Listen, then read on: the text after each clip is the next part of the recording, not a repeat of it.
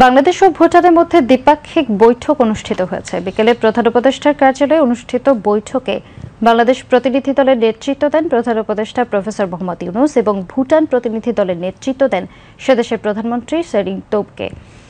বৈঠকে দুদেশের মধ্যে বাণিজ্য এবং বিনিয়োগ, স্বাস্থ্য এবং টেলিযোগাযোগ সহ দ্বিপাক্ষিক সহযোগিতার বিভিন্ন ক্ষেত্র নিয়ে আলোচনা হয়।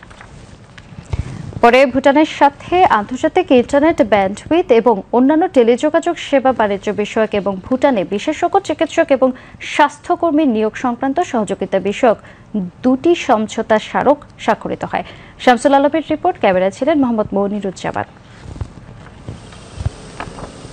সফরের প্রথম দিন শনিবার বিকেলে প্রধান উপদেষ্টার কার্যালয়ে ভুটানের প্রধানমন্ত্রী শেরিং তোবগে। সেখানে তাকে স্বাগত জানান প্রধান উপদেষ্টা প্রফেসর মোহাম্মদ ইউনূস। এরপর একান্তে বৈঠক করেন দুই নেতা।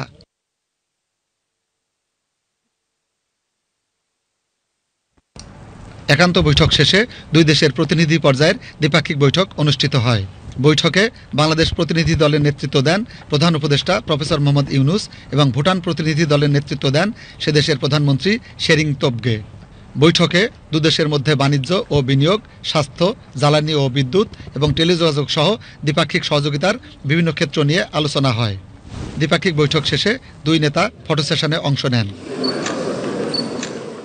এরপর ভুটানের সাথে আন্তর্জাতিক ইন্টারনেট ব্যান্ডউইথ বাণিজ্য বিষয়ক এবং ভুটানে বিশেষজ্ঞ চিকিৎসক ও স্বাস্থ্যকর্মী নিয়োগ সংক্রান্ত সহযোগিতা বিষয়ক দুইটি সমঝোতা স্মারক স্বাক্ষরিত হয়। প্রধান উপদেষ্টা প্রফেসর মোহাম্মদ ইউনূস এবং ভুটানের প্রধানমন্ত্রী শেরিং তোবগে সমঝোতা স্মারক স্বাক্ষর অনুষ্ঠান প্রত্যক্ষ করেন।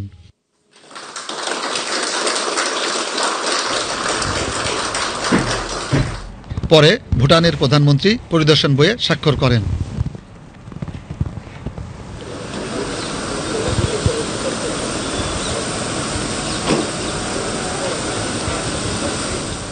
Shamsul Alam, BTV news.